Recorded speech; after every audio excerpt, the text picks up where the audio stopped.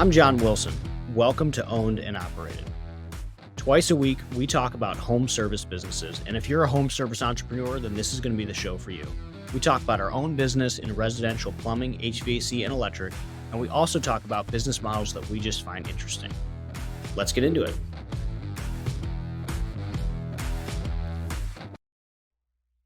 This episode is sponsored by Service Scalers. They're a brand I've used personally, and after almost giving up on PPC altogether, I gave it one last shot with them. They were able to not only reduce my cost per click, but also drive consistent and high-quality leads. If you're a home service company, they specialize in PPC and digital media just for you. I would highly recommend giving them a call today. Today on Owned and Operated, Jack and I talk sales folders in order to drive multi-trade with your existing customers, and we spend a lot of time on warehousing, and warehouse has been a really big project for us for about 7 months. So make sure that you check this out on YouTube at some point, because we're going to have a video walkthrough of the warehouse and how ours looks, how we've set it up, probably like 5 or 6 extra minutes on top of the pod. Welcome back to Owned and Operated. Here we are, 75 degrees, March 13th.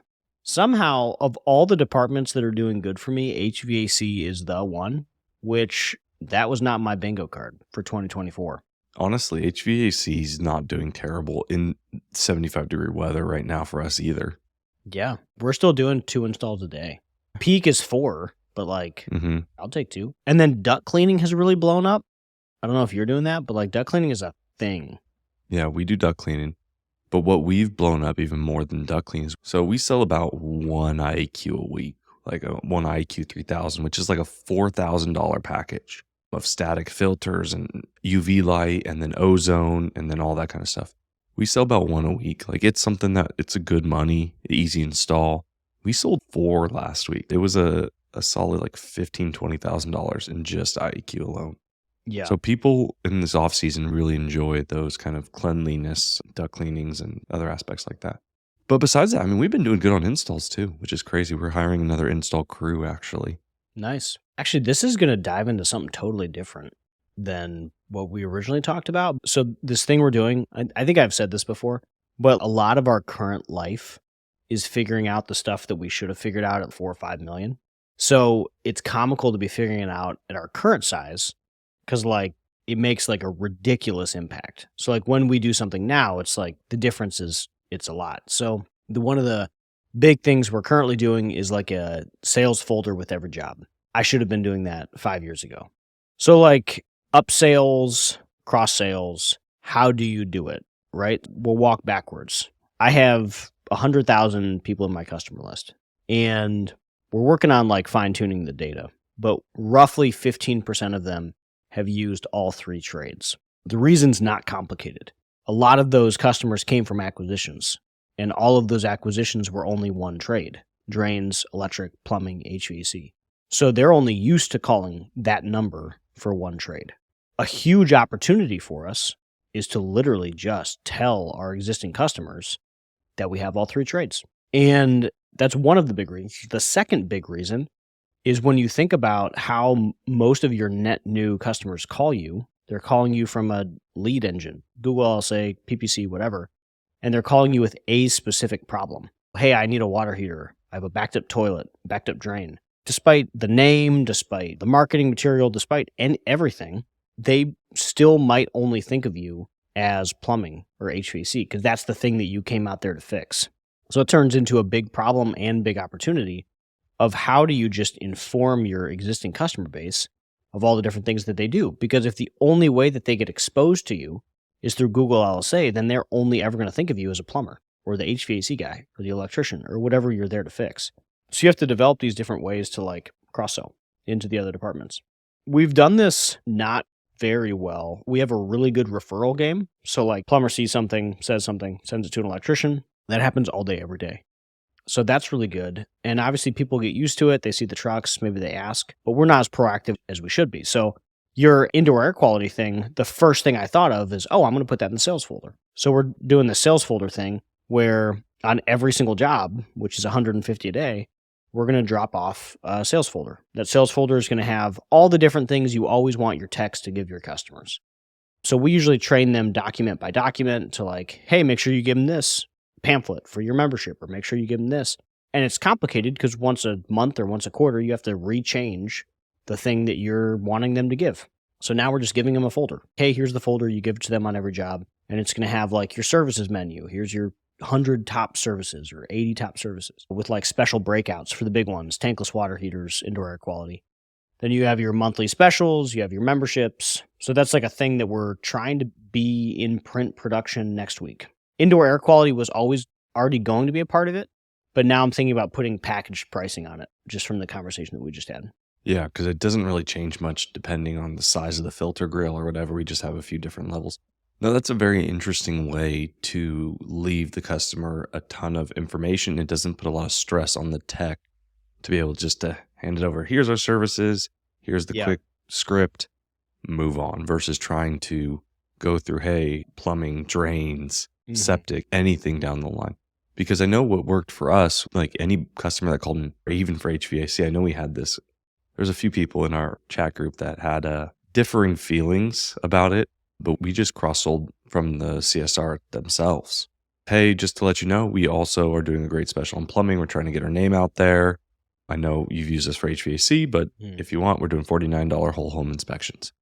But I can see that becoming very difficult at scale, right? You add electrical, you can't hit every single category. You do appliances, it stops at some point over the phone. Yeah, we still do that over the phone.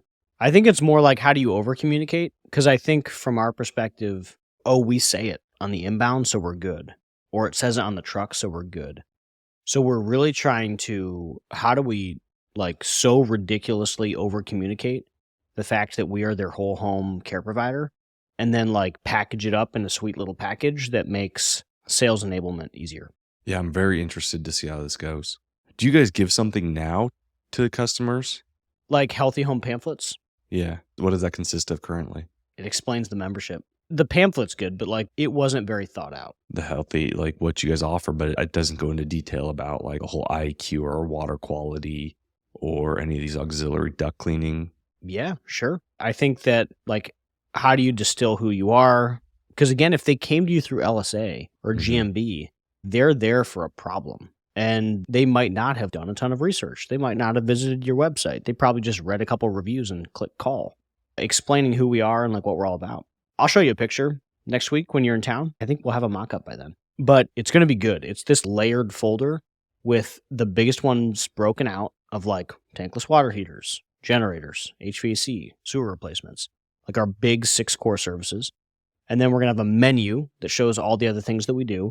Then we'll have here's today's agenda. We'll have a business card with a review thing because we think that this is also going to help enhance reviews. Like we'll get more with a QR directly to like a tracked link for the technicians' reviews. And then a letter about the company and the membership and monthly specials. So there's a lot that's going to go into it, but we're excited about it.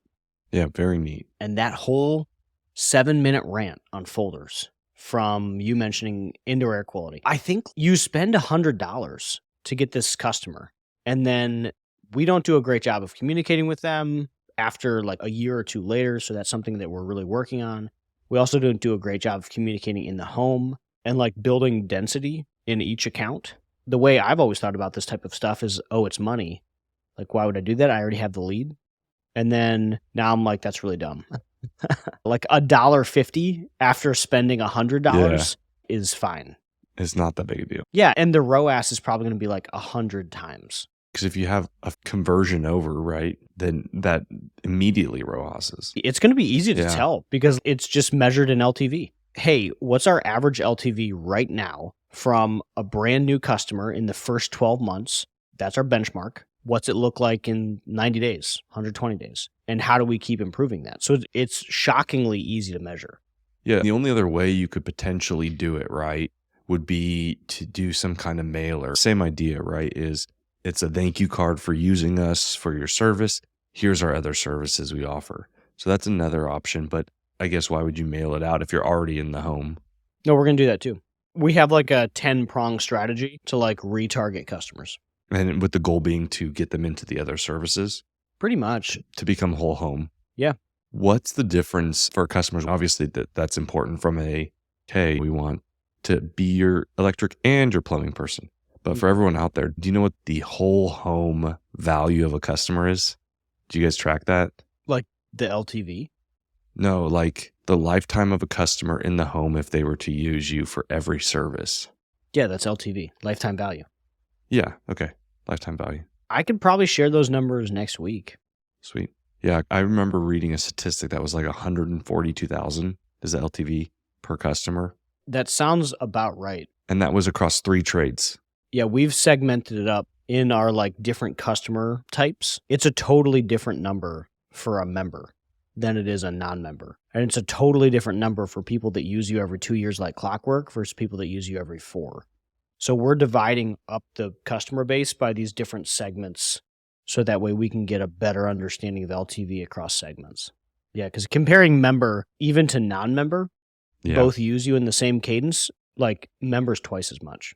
Well, it's because you build trust. That's why you're their member. Huge difference. Neat. All right. That was a rant. What we were going to talk about that we promised the listeners, Jack, we promised them, was we were going to talk about warehousing and like purchasing and parts delivery. And I think there's a lot to unpack here. We've talked about it before. Before we go much further, and I have to make sure I put this in the intro too. If you aren't, you should check out this episode on the tubes. You should go to YouTube because I'm going to have Kristen later upload like a video of our warehouse, walk through it, and then you can see the different parts that we're talking about. As we're going through it, I think it's going to be hard to imagine the different parts. So YouTube link will be in the show notes. Check it out. Okay, so last episode we were talking about like purchase order systems. We were talking about warehousing. So like I think the place to get started, and we've talked about like VMI and inventory systems before, but I think maybe the place to get started is just explain how our system worked at 5 million and maybe how it works today because it's actually not that different. We've added a couple features, but do you think that's a good spot? Yeah, I think that's a good spot. Let's even take a step back and start off with choosing the vendor. Like I know you're talking about the warehouse and all this stuff, but that's your main vendor, I think is a very important thing before even getting into warehousing because we started this conversation talking about you could do consignment. What does that initial look like when you started? Maybe that is that 5 million point. Like what was the big focus? How did you utilize vendors to get the lowest price? And then how did that turn into warehouse? Well, I mean, we could spend a lot of time on vendor I know, right? management, but I think really when you're choosing one, you're going to have different key vendors by trade, probably. Each of our trades has one key vendor. Plumbing has their own, HVAC has their own, electric has their own. And that's based off the brands that they want to sell. Some of those key vendors do offer support to the other trades. Yes, Ferguson offers plumbing materials, but Ferguson is not our key vendor in plumbing. They are our key vendor in HVAC. Pricing is definitely important, guys. I know you're listening to this. Pricing is important. Ferguson's listening, so we need to be very careful. We also use Ferguson, so. Dan, pricing is important. But yeah, so pricing is obviously important. But level of service and are they going to work with you is the next big ones. I'll give a couple different stories because I think it illustrates the point. So we work with Enterprise Fleet Management, and I think I've talked about them a lot. And they've been a key vendor for our fleets since early 2019. So the way their system works is you do these capitalized leases and they last 5 years and then you sell them off and roll the equity into the next purchases or whatever. So we just hit our 5-year anniversary with Enterprise and it was weird. It was crazy because I'm sitting down and I'm so appreciative of our relationship with them. I'm sitting down with them and I'm sitting across the table from the same people, same humans from the same company that I sat across the table from 5 years ago when I had like 11 trucks.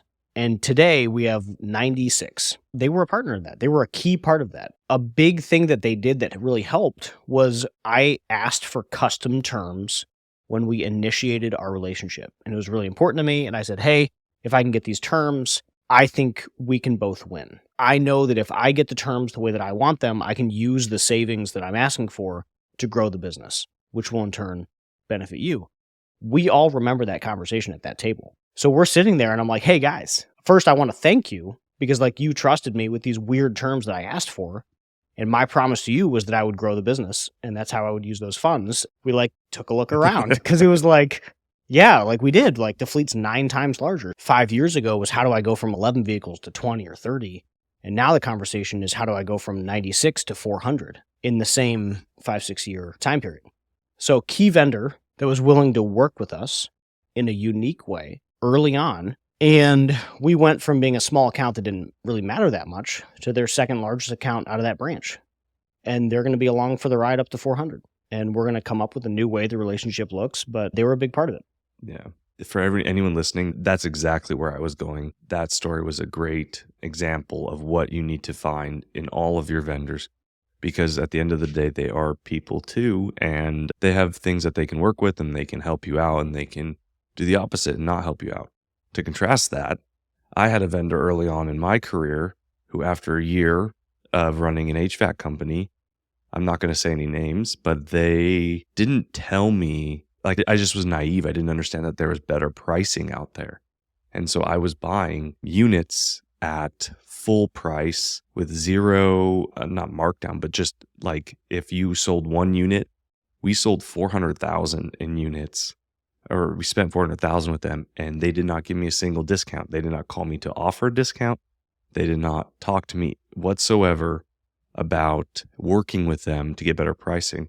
I love them, nice guys, but just completely bent me over the barrel, and we have not been back. They burned that relationship on the way out because I said, hey, why didn't you guys ever offer? Like, we do more sales with you than probably 50% of your customer base, and you didn't offer a single dollar off or better price book or anything. And then we got new people who are very happy to work with us, and we are extremely happy. So Ferguson was one of them.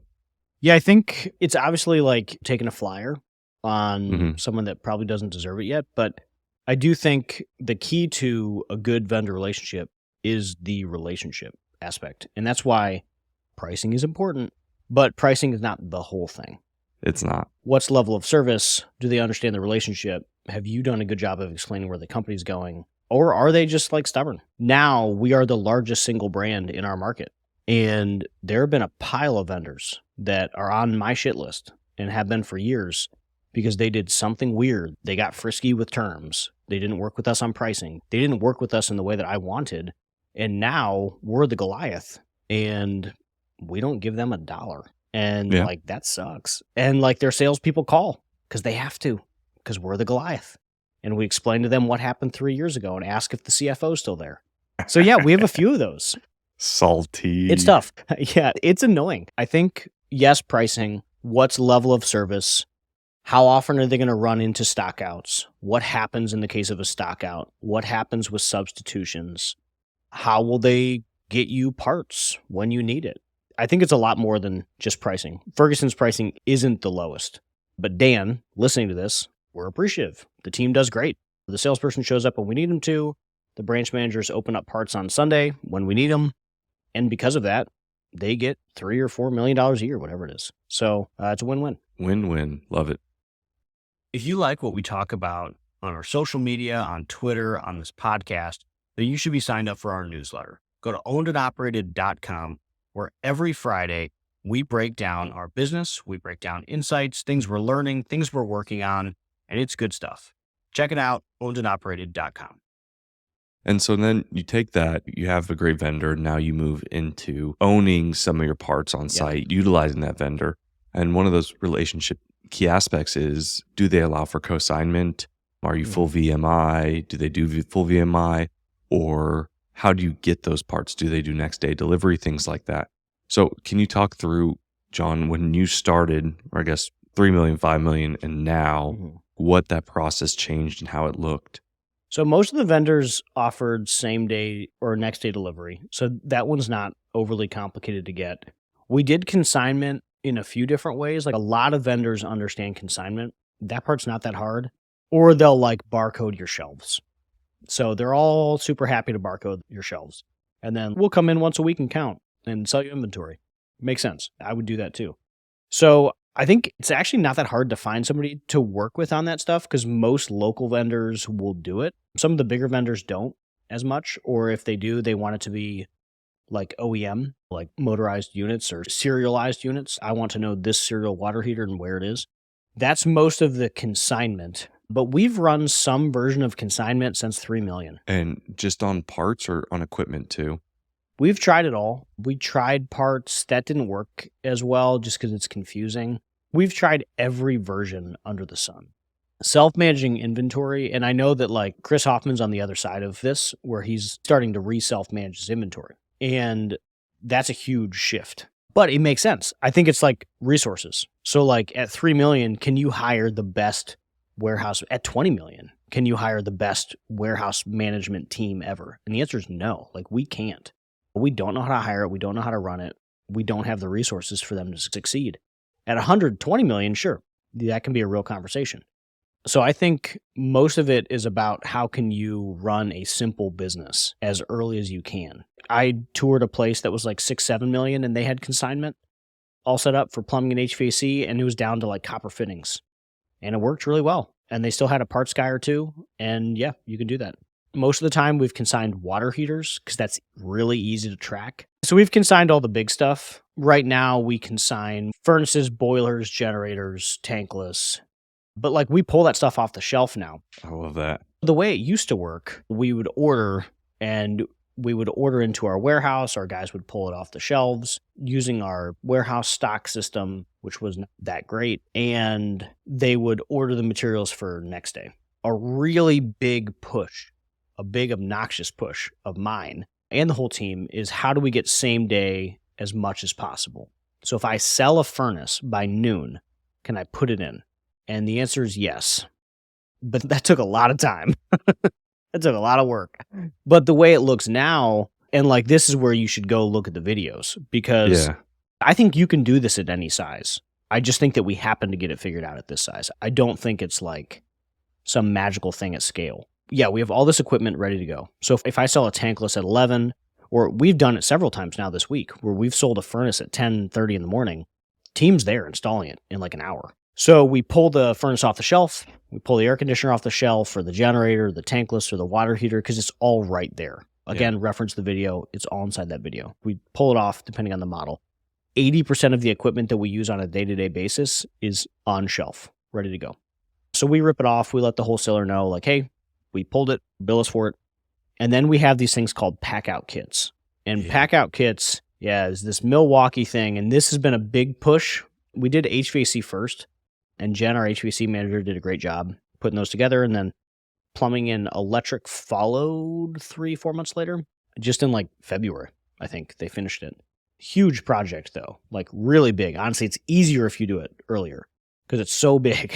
But the way we were working, we're like, oh, we have to pull all these individual parts for these jobs, felt crazy inefficient. Because again, we need to be able to do this same day, next day.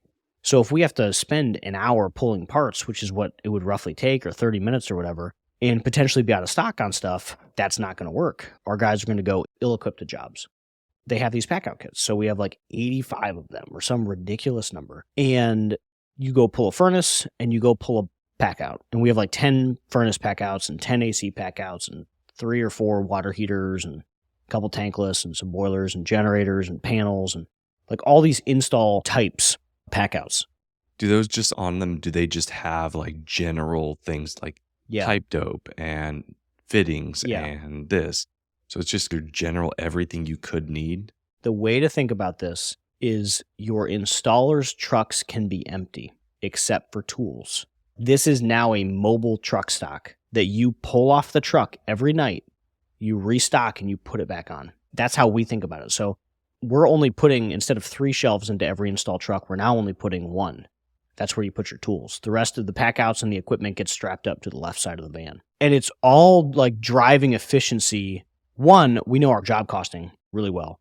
But 2, I can sell a water heater and we can be good to go in like 5 minutes. Go grab the water heater. It's over there, 10 feet away. Go grab the Packout Kit, whichever one's available. Let purchasing know. And you just you walk away with that kit. Yeah, I don't care what trade you're in, the annoyance of not having a screw, a bolt, a freaking little teeny tiny piece of this crap that you have to go run 20 minutes, 30 minutes to Home Depot for. Everyone who's ever worked in any trade knows that absolute headache. So I couldn't imagine just making sure to have that extra thing of pipe dope there. The extra fitting, the extra coupling, the extra this and that, the glue. So my story was that I was going to tell is, I mean, that's amazing, John. Like when I was running maintenance programs for Fortune 500 companies, that's what we were trying to do. That was one of the big initiative pushes, was to create packouts and bins for work orders for jobs on the facility side. It's easier small. Like it's Yeah. harder at the bigger you get. And that's why like scale works against you in this case. Like now we're okay, but like if you wanted to run a Packout Kit program, you could probably do it in 30 days. Like for us, it was like 5-6 months. I'll have to check out what your Packout kits look like, get a little sneak peek, because I mean, that's a great idea. I mean, it's a nightmare on efficiency. And the key is that's the difference, having a good, well-equipped truck. That is the difference between being able to do one HVAC unit a day and 2 HVAC units a day. That was the inspiration, is how do we do same day? How do I do 2 furnaces? How do I do 2 air conditioners? How do I do 2 tankless? Like how do 2 generators? Like whatever it is, how do we drive maximum output through the same amount of team members? And how do we do it quick? So it's not like a complicated problem. And it's also not a complicated solution. It's complicated to implement, but it's kind of easy. It's just like, hey, box it all up and have the stuff at your office. So I think we only have like 30 grand of parts between those 85 packouts. And that's our entire inventory as a $26 million company is 30 grand. Yeah. At the end of the day, I think that you think about it a little differently, rightfully so. But when you're 3 million, you don't have like a warehouse guy, or you don't have your stock at a point where it makes sense. Yeah. So there's a lot more that goes into it to build the systems that are able to resupply those Packout kits. See, I think differently. And I know where you're going with this. So that's vendor relationships. The first time I was ever exposed to packouts was 7 years ago. I know. You still have to have someone set up those vendor relationships, though. So I get what you're saying. Yeah. And what I'm saying is it takes work to build the behind the scenes of that. But if you do it small, there's more opportunity. Like it's easier to do initially, but you have less time to do it. So it's this like dichotomy of trying to get there. But if you do it small and then keep that running through until you're big, it makes it a lot easier on you once you get bigger. I get what you're saying. This is mostly like a rant about me justifying why I'm not doing it at the moment. It takes forever. I've been wanting to do packouts for 5 or 6 years. So I first saw these packouts. I was at a vendor. I used to be a key vendor. And they got a little frisky with some stuff, and that sucks. They used to be $100,000 a month, and if we would have stayed in that relationship, they would be $600,000 a month right now. Crazy. So I was there at their warehouse, and I was looking at something. I see these bins, and I'm like, what the fuck are these bins? What are these things? And the guys are just like filling them up. It's like a plastic tote for $5 from Walmart, the green and blue ones with the puzzle piece tops. And I'm like, what the heck are these things? And I look at the top, and there's like a laminated piece of paper with a list of parts. I'm like, all right, that's cool. That's interesting. I like that. And they're like, oh, it's a Packout kit. And I'm like, okay, cool. That means nothing to me. So they explain what it is, and it's what it sounds like. So a Packout kit, it's got 100 items in it, and maybe that's like 5 copper elbows, 1/2 inch, and recharge kit, or whatever it is you're going to need to do an air conditioner. And the vendor themselves was refilling the packouts, and they got paid some amount of money. I don't even know what it was in order to do it, aside from just the volume, because Packouts 1 is basically a full-time job. For us, it's a full-time job, but it's just a lot to manage. And 2, it's every day. It's just on repeat. But you can lean on vendors to do it. You can do it. Many of them are used to it because the largest company in your market is like they're doing it for them. They're participating, and it gives a lot of sales volume. Each Packout kit is $1,000. They drop off 10 a day. It's half empty. They just got $5,000 a day. So it's kind of an easy like win for the vendor. And the guys just do it in downtime. Like, hey, I've got a guy on the counter and he doesn't have anything to do, just packouts. I'm going to ask. That's a good idea. And that takes it out of our hands too. Cause like that's where the word becomes, it's like Jack sitting in the back doing packouts. It's low value. Yeah. You have to make it a win. Like financially, you have to make it a win for them too. Like enough volume, you have to make it easy. Like here's the exact list. Here's how it works. Here's how we expect to pick it up and drop it off. But vendors will work with you on it. So it's worth giving a shot. Yeah. And all of that helps drive job costing and faster turnaround times on installs, which for us is important because we're striving for same day, next day. our name has rapid in it. So that's why I'm cheesing over how quickly you can turn those around, Yeah. because we got kind of pigeonholed into that market, but it's been great for us. I mean, that's what the expectation is. And we have to meet it, and it sucks to have to meet it. But at the same Yeah. time, we overtake other vendors take other HVAC plumbing companies who take a week to change out your unit. Nobody wants to sit in the heat for 4 days. Yeah. Neat. That's great. I'm excited to see your warehouse complete and check out those Packout Kits, man. That's going to be really neat. Yeah. Was it done last time you were up? You had them like kind of done. I don't know if they were really utilizing them. Oh, yeah, dude. It like really took shape 3 weeks ago, which is probably right after you left. The warehouse got finally crisp, and the VMI project is almost done. Finished. Yeah. So like they're now running electrical, plumbing, and HVAC. I'm very proud of it. The warehouse, we're at the tail end of like, one, this is what we've wanted for 10 years. We've been working towards it. We've been moving out of all these locations. We've been doing all this stuff. And then we moved into one location. We combined 6 warehouses worth of inventory together. And it looked like it. I got pics. And then now it's beautiful. It's nice. It was nice when I was even there. Yeah. Gosh, man. One day. One day. All right. Sales folders and warehouse inventory. And make sure you check this out on YouTube. We'll either during it or after, we'll have a video walkthrough of the place. That way people can get an idea what this thing looks like. Sick. Or you can come on by to the workshop in June. Oh, yeah. And you can see it yourself and see it functioning and running and get a really good feel about how it should flow. Really neat. Heck yeah. All right. Thanks for tuning in to Owned and Operated. If you like it, give us a review, sign up for the newsletter, check us out on the YouTubes. All right. I promised a warehouse tour. So here we go. All right. This is the warehouse. So this is the staging area. So these 4 garage doors are where the technicians pull up and grab their materials. And then each of these bays is where staged materials is. So this is stuff for either later today or the next couple of days. And then they each have like cubes, numbers to show where it is. So that way on the work order, you can pull up and you know what cube your stuff is in. These are the Packout Kits that we referenced inside the podcast. So these are a list of equipment and parts that's in every job. So this is for HVAC installs, furnace kit number 3. And we see that on the letters on front. And then you can see the quantity, you can see the part, you can see how many used on each job. So this gets filled out every day. And then they get dropped off on the other side of the warehouse, which I'll show you. And then they get refilled every day. That way they're ready for the next day. So everything big, water heaters, furnaces, mini splits, air conditioners, generators all get put in the big yellow cubes on the ground. The shelves are for truck stock or small parts. And you can see that it's like this one here is D 1, 2, 3, 4. So again, on the work order, every day they pull in and, you know, your parts are in D2 or your parts are in section 13. All right, continuing on. So large hole in the wall. Don't mind that. So we have a few different pipe racks. This is piping for stuff ready to go out. There's another pipe rack on the other side. We're plumbers, so there's a lot of pipe.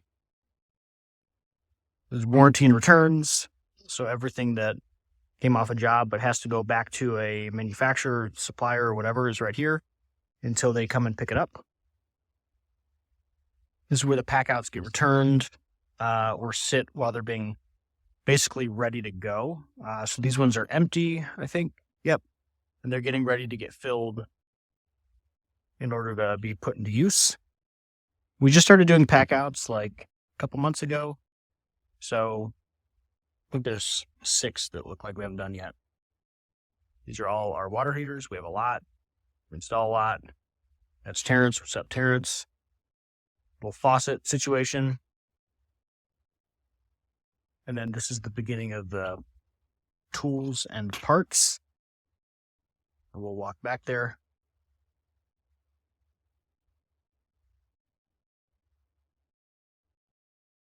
So this gets gated off. After this fence and behind the, so behind this gate and behind the counter, is vendor managed inventory. So it's not our stuff. So this is from Ferguson. So at any given point, we can install a tankless water heater, full HVAC system, a boiler, or a generator because we have it all on shelf. We can just rip it right down and get to it. And then over here is all the generators. These ones are getting ready to go. So there's 6 over here. I think those all go in next week. Then this is last bit of owned inventory here. And this is the Packout Kit assembly line, basically. So all of our inventory is over here, and we'll walk back there. There's 6 shelves, 6 rows of shelves. But Packout Kits, when they need refilled, they basically come into this assembly line and get filled.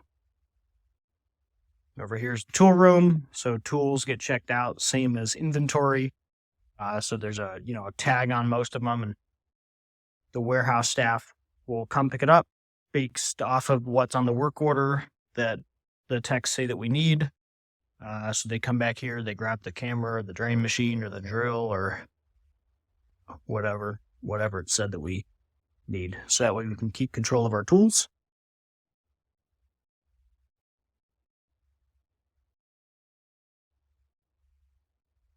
And we're back. Here's our packouts. So these are all being freshly refilled, and then they'll go back out to the front. We're going to be pulled and ready to go. Nice big empty spot. And we'll walk through parts.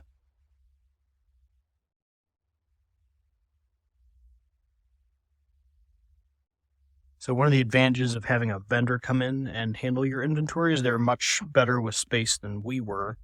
So they were able to reduce our square footage of storage by, I think, like 40%, because they're just a lot more efficient with space and smarter than we are.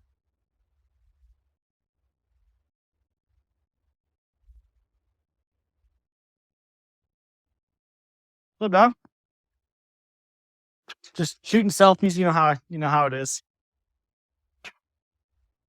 All right. So for some stuff we have like small shelves for it, but most of it is along the line and barcoded. So barcode with whatever their system is. We're tying it into Service Titan now. That way we can use an automatic like truck restock system in order to keep our truck stock good. So the flow of this is technicians sell a job, they order into purchasing. Purchasing sends it over the counter, and we grab the equipment or the pack out or the parts off the shelves if it's custom. And then we put it out into the staging area, and they pick it up every day. And that is the warehouse. Thanks for tuning in to Owned and Operated, the podcast for home service entrepreneurs. If you enjoyed today's episode, please hit the like button and subscribe to the podcast. If you have any questions or topics you'd like us to cover, feel free to reach out. You can find me on Twitter at @WilsonCompanies. I'll see you next time.